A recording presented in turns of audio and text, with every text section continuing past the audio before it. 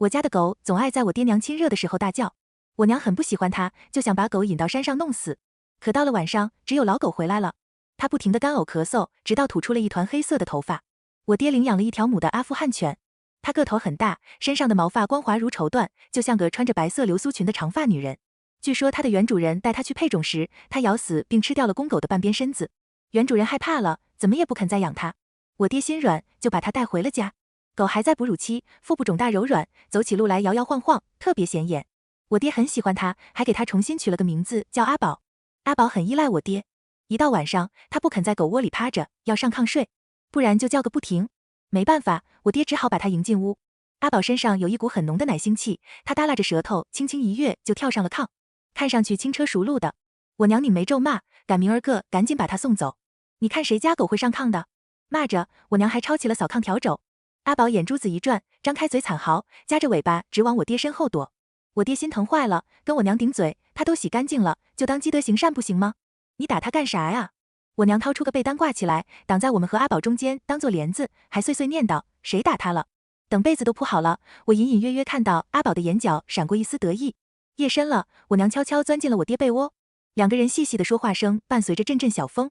我习以为常的堵住耳朵要睡觉，一阵尖锐的狗叫声瞬间响起，我条件反射的吓出一身冷汗，转过身子，赫然看到帘子另一侧亮起了两个幽绿色的眼睛。阿宝龇着牙，露出猩红色的牙龈和森白的利齿，长长的狗毛垂在两侧，一副咬人的架势，打断了我爹娘的亲热。我爹见状，赶紧推开我娘，哄起阿宝来。还是阿宝懂事，他这是怕我累坏了。阿宝用毛茸茸的大脑袋往我爹怀里拱，撒娇的直哼哼。我娘气得拢了拢衣服，陈大海，你再也别想碰我。然后翻过身子，不再理我爹了。第二天，我娘想要给我爹整理衣襟，她刚走到我爹面前，阿宝就冲出来，朝着我娘大叫。我娘被吓了一跳，后退了好几步。你这死狗，想吓死谁啊？我娘骂骂咧咧的，我爹却笑了。他搂着阿宝亲昵，比秀秀强。知道我干活累，这是提醒我要注意安全呢。我爹说完，迈着轻快的步子出门了。我莫名被比较，还是和一条狗比较，心里当然不舒服，委屈的给我娘使眼色。我娘无奈的叹了一口气，还给阿宝倒了一碗鸡汤。可阿宝看我爹不在，跟我娘怄气似的，只是闻了一下。我娘一脚踢飞了狗盆，爱吃不吃，你还嫌弃上了？有本事就饿着。我看着阿宝那副安静的模样，总觉得哪里不对劲，就好像阿宝不是不想喝鸡汤，而是想吃别的。我爹今天晚上没回来，他在城里赶工，估计得天亮了才能到家。阿宝闹起了脾气，一点饭也不肯吃。我娘也不惯着他，把他趴过的被子直接扔到了厨房灶坑边上。等到了半夜，我突然被梦魇惊醒，咯吱咯吱，我被异响吵得睡不着，还以为是耗子呢。坐起身，透过隔墙上的窗户往厨房看，我整个人如遭雷击。只见阿宝蹲着身子，像个女人，正偷吃碗橱里的饭菜呢。似乎察觉到了我的视线，阿宝扭过头，凄冷的月光下，他的脸像裹了一层人皮，僵硬的翘起嘴角。我被吓坏了，一直在睡觉不说，还高烧不退。村里的出马先说我吓丢魂了，给我叫了好几天魂我才好，还嘱咐我娘我不能再受惊吓了，轻则被吓失声，重则被吓傻。我娘知道了这件事，总会找机会把我和阿宝分开，但是大人忙不开身，总有疏忽的时候。阿宝通人性，看出来我好欺负，还总会故意趴在我脑袋上方盯着我看，他的眼神炙热诡异，泛着幽幽的光，甚至他会趁我爹娘不注意的时候叼走我碗里的鸡腿。我气得直哭，娘，他偷吃我的东西。我娘无条件信任我，伸出手就去打阿宝。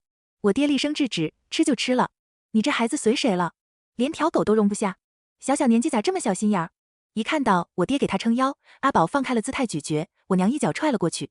事态也是这个时候发生变化的，阿宝咬人了，他尖锐的犬齿刺破了我娘的布鞋，嫣红的鲜血疯狂往外冒。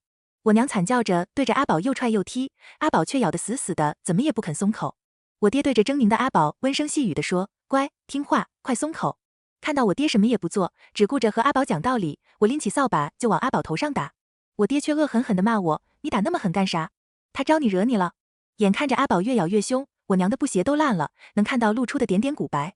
我爹把扫把抢走了，他不断抚摸阿宝的脑袋安抚。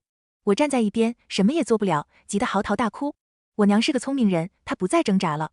阿宝看我娘不动了，以为她是认错了，才舔着带血丝的嘴巴退到了我爹身后。我娘瘸着腿简单包扎好，晦涩的眼神里藏着些什么。我知道，我娘在想办法把阿宝赶出去。她擦着我脸上的眼泪，悄声说，秀秀，你别怪你爹，是娘没用。我娘越是这样说，我越是讨厌阿宝。我只是一个小孩子，我爹不好对我说什么。于是我和我娘就联起手对付阿宝。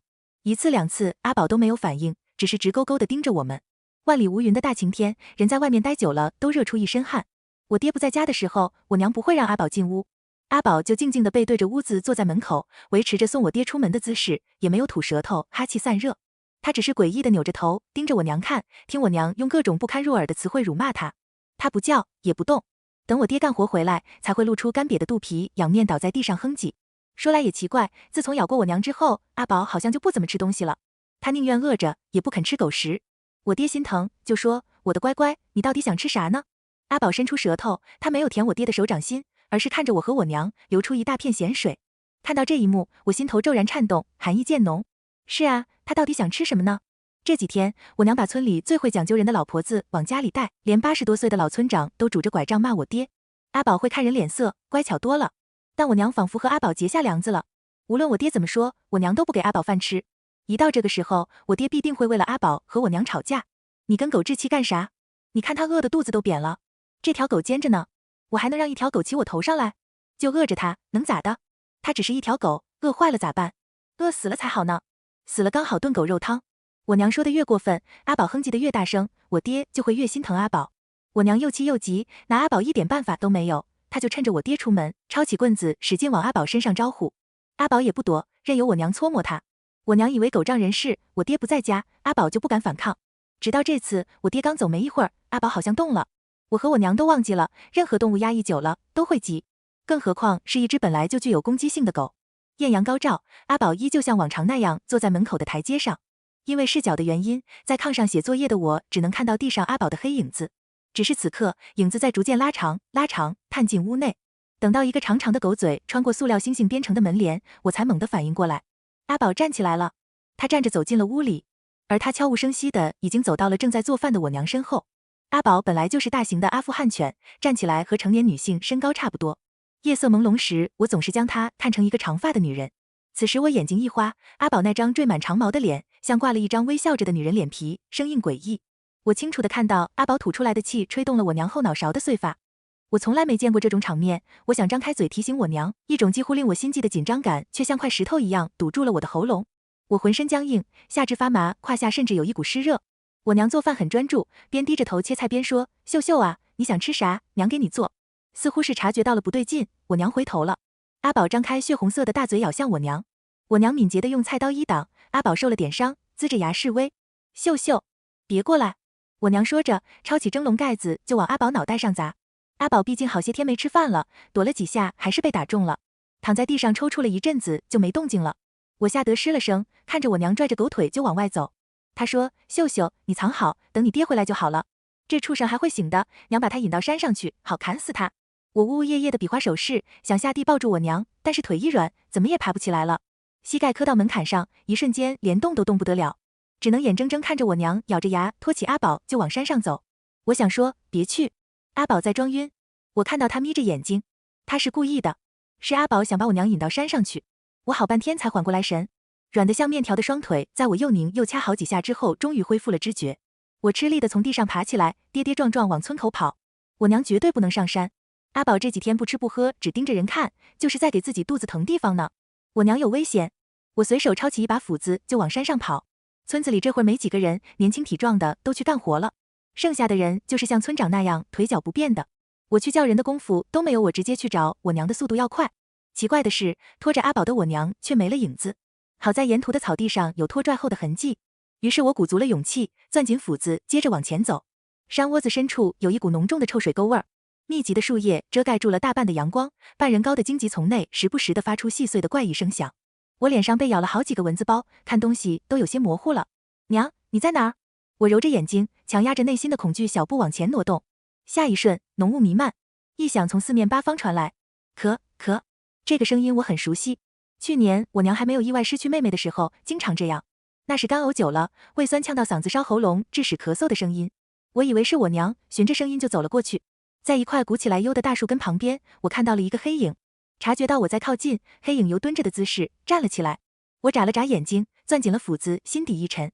风吹动树叶，几束阳光透过枝桠缝隙照下来，驱散了一点雾气。这下我看清了，那个咳嗽的黑影子是阿宝。他佝偻着背，长长的毛发几乎垂在地上。每次干呕之后都会发出和人一模一样的咳嗽声，咳咳。偌大的山林中，这声音诡异尖锐。看着阿宝长长的嘴巴，我尖叫了一声，一屁股瘫坐在地。阿宝四肢着地，往我这儿迈了几步，带着一股浓重的腥骚气，熏得我也有些恶心。我胡乱挥舞着斧子，眼神不忘四处乱瞟。我娘呢？阿宝在这儿，我娘怎么不在？我心里莫名涌上一股酸涩，我有些慌了，不断向后退。阿宝干呕的浑身都在打颤，吐出来的酸水都沾湿了脖子上的长毛。我趁他咳嗽严重到弯腰的时候，找准机会，果断举起斧子劈了过去。停手！我爹嗓门很大，树上看热闹的鸟都被他一嗓子吓飞了。我同样有些手脚发软。阿宝哼唧了一声，眼睛里都是泪花，直直地倒在我面前。还没等我解释，我爹夺过我手中的斧子，抬脚踢了我屁股。小兔崽子，你就这点能耐？我疼得飙出眼泪，看着我爹上前把阿宝抱在了怀里。于是我扑上去，狠狠地咬了我爹一口，顺便使劲拧了一把阿宝的腹部，恨不得把指甲都抠进去。那一瞬间，我手下的触感有些奇怪，阿宝的腹部鼓鼓的，好像被迫撑开的皮那样光滑有弹性。可惜我还没来得及细想，就被我爹揪着耳朵拎回了家。阿宝在他怀里掀开眼皮，狠毒地盯着我。我从来没在狗的眼神里看到过这样浓烈的恨意。我炸了毛，边挣扎边喊：“这死狗有问题！”啪！我爹一巴掌扇在我脸上：“谁教你这么叫他的？你娘一天天都在干啥？在家也不好好带孩子。”我爹力气很大，我被他扇的脑袋嗡嗡作响，眼前飘起雪花似的，连耳朵也一阵阵地传来剧痛。我捂住流血的鼻子，指着阿宝说：“他把我娘弄到哪里去了？我娘不见了。”我爹拎着我的衣领，把我往家的方向拽：“你娘没事儿。”我听出我爹底气不足，就想再挣脱回去找我娘。这时山林深处传出野兽嚎叫，我爹掐了我一把：“你个不孝女，你想死我不拦着你。山上有野兽，这要是让别人知道了，人家会咋想我？跟我回去。”我咬着嘴唇，强忍回去不争气想流出来的泪花。看到阿宝得意的眼神，我不得不示弱：“对不起，爹，我跟你回去。”我爹这才露出满意的神情。回去的路上，我爹一直搪塞我：“你娘那么大一个人了，不能丢。”他这是跟我闹脾气呢，回娘家去了。我爹说的也不是没有道理，因为我娘受了委屈就会回山对面的我老家。可是我娘从来不会不和我打招呼的呀。我瞪了一眼阿宝，硬着头皮说：“爹，你不在家的时候，阿宝想害人。”我爹听了这话，脚步一顿，脸色逐渐阴沉，他眼睛微眯，语气是我从来没听过的冷淡。做人要脚踏实地，秀秀，爹不喜欢撒谎的孩子。我低下头不吭声了。我爹一直对我有防备心，只因为我很小的时候觉得好玩，活刨了一只鸡。村里人说我可能是天生的坏种，早晚有一天会弑父。我爹信了，但我娘把我教得很好，我学会了分辨善恶。直到阿宝的到来，彻底打破了我们的平静。看我依旧闷闷不乐，我爹试图说点什么缓和气氛。秀秀啊，你10岁了，该懂事儿了。爹给你准备了一个惊喜。回到家后，我看着用我娘衣裳包着的小狗仔，愣住了神。阿宝从我爹怀里跃出来，跳上炕，亲昵地给小狗喂奶。我爹在我身后说：“秀秀，你不是一直都不愿意跟别人张口说话吗？爹怕你孤单，把阿宝的崽带回来了，以后你就有伴了。”我攥紧拳头，指甲都刺破了手心。看着阿宝给小狗喂奶，喂着喂着，阿宝又开始干呕。我咬着牙，硬扯出一个天真烂漫的笑：“谢谢爹，我很喜欢，我一定会好好和小狗玩的。”然而我爹的注意力都在阿宝身上，他看到阿宝反常的干呕，有些疑惑地说：“这是咋了？”他翻箱倒柜的找感冒药，边数落我娘虐待阿宝，边将土霉素细细的掰成几块喂给阿宝。阿宝吐出一股酸水之后，就又开始咳嗽。我盯着阿宝，看他的样子倒不像是生病了，更像是吃了不该吃的东西，被卡了喉咙。我不敢往深处细想，就跑到电话旁边，想给我老打电话询问我娘在不在。我爹却把我扯到一边，拔掉了电话线。你个吃里扒外的东西，你别忘了你姓陈。我爹和我老家关系一点都不好，他不喜欢我跟我老家的亲戚走得太近。我心里满是委屈，眼睛湿漉漉的看着我爹，我想我娘。一看到我哭了，阿宝咳嗽得更大声了。我再也忍不了了，脱下鞋子就扔了过去。阿宝被我砸了个正着，鼻头被鞋子上面的装饰刮破了，在炕上疼得打滚叫嚎。你跟你娘一样，太小心眼了。阿宝又聪明又乖，你们就这么看不上他？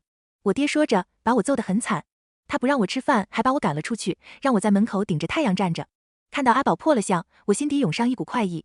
天色渐晚，我蹲在门口，忍受着蚊虫叮咬，怎么也不肯跟我爹低头。屋内时不时地传出阿宝干呕咳嗽的声音。我回头看去，屋内拉上了帘子，昏黄的灯光下映出我爹安慰阿宝、给阿宝揉肚子的身影。我还听到我爹说，一点也不懂事儿，你太叛逆了，要么道歉，要么你就在外面睡吧。我才不理他。一到晚上，阿宝那副模样就像个鬼。我前几天被他吓到过，再加上我娘的事情，我恨透了阿宝。想到白天他站起来和长发女鬼一样摸进屋里，悄无声息地站在我娘背后，我就一阵心悸。阿宝当时是想把我娘的脑袋咬碎。我听老村长给我讲过，家里的老狗到瘦了会离家出走，因为他们知道自己死去散发的味道会吸引捕食者，威胁到主人的安全，所以宁愿独自面对死亡，孤独的死去。而那些不吃不喝，只盯着人看的老狗是想成精，尤其是在半夜嚎叫，声音像是在哭的老狗。夜半狗哭叫，家要有人丧，这就是丧门犬的由来。这个阿宝就是一条想要吃人的丧门犬。我蹲在墙角，仔细听着屋里的动静。阿宝干呕的频率越来越快，间隔时间也缩短了。我第一次知道，狗咳嗽的声音也和人类似，甚至严重时，鸡鸭肺部发出的尖锐哨声也一样。月亮从远处的山尖上冒出来，将村子里照亮了一大片。我爹说到做到，他把门从里面反锁了。我摸到仓房，往身后藏了一把砍柴刀。等我爹睡着了，我就从半开着的窗户钻进去，把阿宝砍死。月亮在夜幕中移动着步伐，我掐准了时间，怕打着蹲麻的双腿就要爬进屋里。这个时候，门锁响了。我快速躲到角落的柴火后，借着月光，我看到一个毛茸茸的爪子伸出了门外。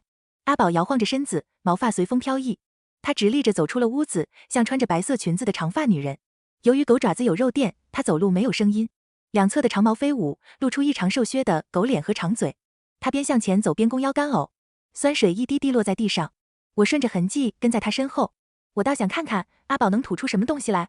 没走几步，阿宝就趴在地上剧烈呕吐。他身子抽搐着，胸腔大幅度起伏，然后终于吐出了卡在喉咙的东西。啪嗒，随着呕吐物落在地上，我清楚地看到那是一团黑色的头发，还粘着一块红色布料，上面的图案和我娘戴着的头花一模一样。眼前的景象让我的心瞬间沉入冰窖，一股寒意从脚底直窜上心头，我浑身不由自主地开始发抖，手脚变得冰冷麻木，气血上涌，我的大脑一片空白。阿宝大概早就察觉到我跟在后面了。月光在他身后，给他狰狞微笑着的脸镀了一层黑影。他面容扭曲的恐怖，一步步走向我。吐出了头发之后，阿宝也不咳嗽了。我看着他露出黑色的牙龈和利齿，攥紧了砍刀。但在我以为阿宝会扑上来咬我的时候，他四肢着地，乖巧的不动了。我就知道我爹又来了。他想装可怜，我反而把砍刀扔回仓房，转身笑盈盈地看着我爹。我爹披着大衣，估计是出来找阿宝的。看阿宝吐了，没什么事，我爹只是瞪着我，你咋在这儿呢？我指着阿宝说，他吐了。爹，你要不要看看他吐出来什么？我爹并不在乎，他只管阿宝能痊愈。第二天，我爹请了假，他总觉得我娘会回来害阿宝，但是看我一副什么事儿都没发生过的样子，有些放心了。秀秀，你就在家待着，阿宝陪着你。爹去打点水回来。我瞟了一眼坐在炕上的阿宝，他看样子很谨慎，不愿意和我待在一起。刚好我也有点事要处理。在我爹带着阿宝走后，我先是跑到库房搜寻，又回来掀开了衣柜。好半天之后，我终于在土豆窖里面找到了。阿宝聪明的让人毛骨悚然，他居然能猜到我对他的敌意有多深。阿宝把那只狗崽子藏在土豆窖，还叼了我娘的一堆衣服盖在狗崽子身上。小狗刚刚睁眼，眨巴着眼睛看着我，它叫声微弱，伸出小舌头舔了舔我的手背。我心里没有一点波澜。不多时，厨房飘出了带有肉香的白雾。我爹和阿宝也回来了。爹，快来，今天有好吃的。我爹坐在木桌前，眼神里溢出少有的赞许。穷人家的孩子早当家。秀秀，你娘这样教你很好，等你嫁了人，也得伺候自己的丈夫。你有没有给阿宝留一份呢？我忍不住心底的窃喜，指着屋内的狗盆就说，放心吧，爹，我都留好了。阿宝坐在我爹腿边，一副打了胜仗的模样。而我爹看着我端上桌的汤，随口问我，这是啥汤？我脸上依旧挂着稚嫩天真的笑容，回复我爹的声线升高，当然是狗肉汤了。爹，你快尝尝，可香了。我爹的手原本正伸向汤碗，却在听到我的回答后猛地僵住了。他缓缓抬起头，看向我的眼神里瞬间充满了恐惧，那眼神就像在看一个陌生人。我爹的嘴唇微微颤抖，身体也不自觉地往后缩了缩。你怎么能？他的声音带着难以掩饰的惊恐和颤抖。我面不改色地给他盛了一勺有肉的汤。爹，狗肉汤大补，等你吃饱了还得去接我娘回来呢。我爹不吭声了。院子里突然陷入了死一般的寂静，只有那碗狗肉汤还冒着丝丝热气。而同样动作变得缓慢的阿宝发出了类似哭的叫声，他呲着牙，眼睛里满是恨意，直接就朝我扑了过来。我尖叫着坐在地上，挡在脖子前的手被阿宝咬住，他下口特别狠，我甚至听到了骨头断裂的声音。我爹没了精气神，他的手在发抖，整个人都在冒虚汗。阿宝是大型烈性犬，他咬人的力气很大，毫不费力就能撕开肌肉。我疼得想要翻滚，阿宝却将身子都重重地压在了我身上。我知道我要想活命，就只能任由阿宝撕咬我的手。因为我稍微松开一点，他就会咬烂我的喉咙。我只好哭着看向我爹，爹，求你了，把阿宝扯开啊！我爹这才被我喊回神，扯着阿宝脖子上的毛就把他拉了过来。阿宝还想咬我，我却跪在地上跟我爹道歉。手上被撕下来好大一块肉，风吹在骨头筋肉上，疼得我满头大汗。我哽咽着低下了头，语气非常自责。爹，对不起，其实那不是狗肉汤。从小到大你都不关心我，我很嫉妒阿宝，就用猪肉骗了你。但下一刻，我扬起眉毛，眸子凶光毕现。可是谁让他吃了我娘？我抓着刀子捅了过去。这是我这么久以来头一次鼓足勇气做的事情。随后，凄厉的叫声响彻院子。我捅了阿宝好几刀，可惜我力气太小了，只穿透了他的皮。但是见了血就足够了。阿宝同样把我咬得遍体鳞伤。我爹更气，他见势夺过我手中的刀子就骂我：“你这孩子咋这么坏？我就知道你死性不改，你心眼咋就这么小？你咋从不考虑自己的问题？那就让阿宝好好教训你。”阿宝得到我爹的命令，张开猩红色的大嘴，喷出的热气夹杂着令人作呕的腥味儿。我瞪大了眼睛，出于本能往旁边躲，却在这个时候，阿宝伸出爪子，像人那样勾住了我的袖子。他没有咬我了，但是我爹也发了好大的脾气，他把我的被褥扔了出来，让我去仓房反省。我清楚的知道，阿宝之所以不咬我，是因为他想活吃我。在他和我厮打的时候，我就注意到了，阿宝很享受看我挣扎的样子。今天晚上我一定会出事。原本有东西傍身，我还能有些底气，但是我爹却把仓房里能充当武器的东西全都搬走了。黑夜降临，四周一片寂静。出于内心的不安，我将仓房的门反锁了，试图在这一方狭小的空间里寻得一丝庇护。然而寂静并未持续太久，很快门外传来了一阵细碎的声响。那声音像是有人在地上拖着沉重的脚步，又像是指甲轻轻划过木板，显得格外清晰。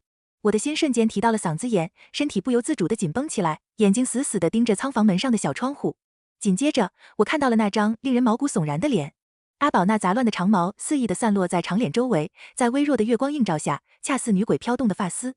他的眼睛在黑暗中闪烁着诡异的幽光，正盯着仓房内的我，仿佛我是他不共戴天的仇人。接着，他长长的嘴巴微微张开，露出一排锋利的牙齿，齿缝间流淌着咸水，闪烁着恶心的光泽。看到他接下来的动作，我的血液瞬间凝固。阿宝缓缓地站了起来，前爪搭在门上，像人一样上下弹跳，毛发飞舞，扭曲了他的身形。阿宝在借着身体的重量压门把手，仓房门发出了嘎吱嘎吱的响声。我手无寸铁，双腿发软，只能靠着墙壁勉强支撑着自己的身体。阿宝的喘息声和巨大的撞门声不断地冲击着我的耳膜。然后门被他撞开了，阿宝伸着长嘴巴走了进来。就在我以为我要命丧他口的时候，我听到了我娘的声音：“秀秀，你在哪儿？”阿宝愣住了，他刚扭过身子，就被棍子打破了脑袋。是我老家的亲戚赶过来了。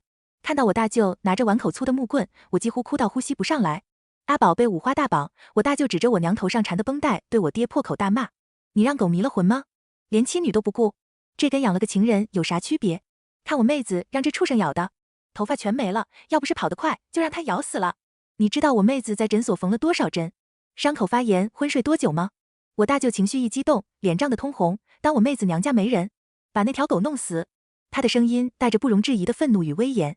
我爹脸色一白，就差跪下了：“哥，你别怪阿宝，你这样不是虐狗吗？”我大舅踹了他一脚：“你当我傻叉吗？我没养过狗吗？老狗成精不护家，不是鬼獒就是鬼犬，恶意伤人，还想吃人肉，就是个祸害，不能留。还有你，陈大海，等收拾完那个成了精的鬼犬，我就收拾你。”这边大人吵得热火朝天，那边的阿宝见势不妙，飞快挣断了绳索，如一道黑色的闪电般窜了出去，径直跑上了山。山林间很快就没了他的身影。追，不能让他跑了，鬼犬已经不能算是狗了，绝对不能留。我就一马当先，带着我老家的亲戚们手持棍棒、绳索，沿着山路追去。我也趁我娘不注意，紧跟了过去。鬼犬沾了人血，就会一直惦记人肉。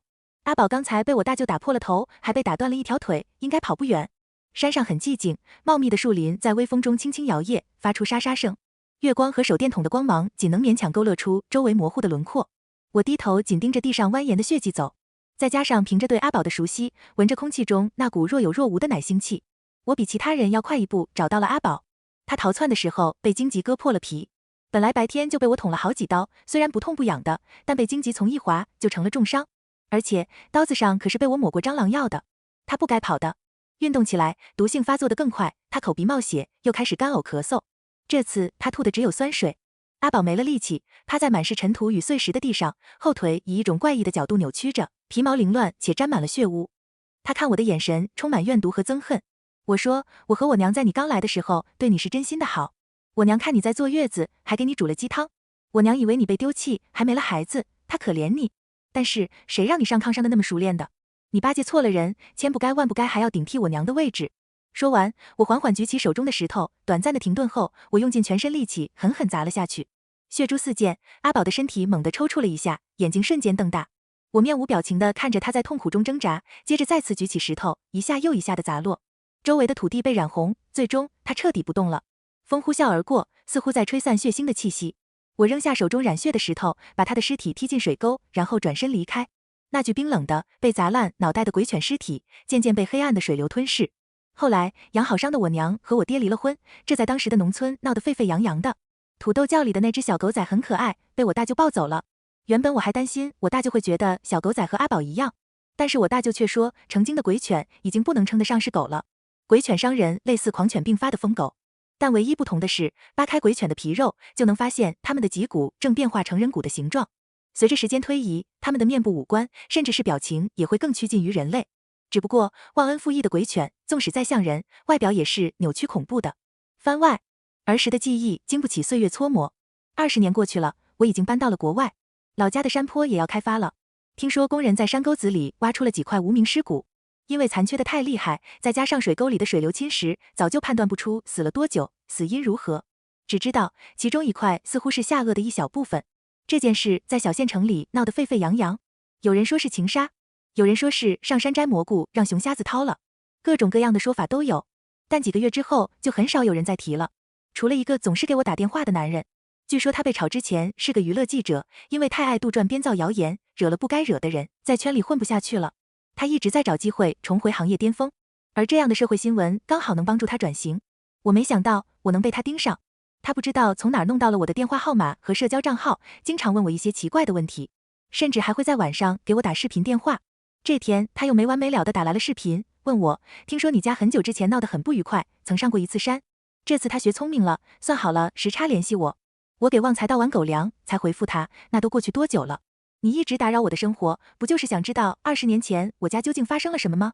那我给你讲个故事吧。那个时候我才10岁，我爹往家里领回了一条狗。讲完之后，已经过去了1个多小时。他听了，言语更加犀利，咄咄逼人。当年打破你家平静的，真的是一条狗吗？如果是的话，你为什么还会养狗呢？而且你现在养的还是阿富汗猎犬，国内禁养的品种。经过所谓的鬼犬事件后，你不是应该更不喜欢这品种的狗了吗？他说着，眼睛微眯，除非你小时候根本就没有见过阿富汗猎犬这类品种，因为人编不出来没见过的东西。更别提故事结尾结束的那么仓促，就像在刻意隐瞒什么一样。我摸着旺财毛茸茸的大脑袋，突然抬起头看着他。我有说我不喜欢狗吗？狗生性善良，心思单纯，眼中只有人，它们不怕累，不怕受伤，更不怕为了保护主人而死。不像人，八面玲珑，见异思迁，无情无义，心思深沉。我讨厌的只是人而已。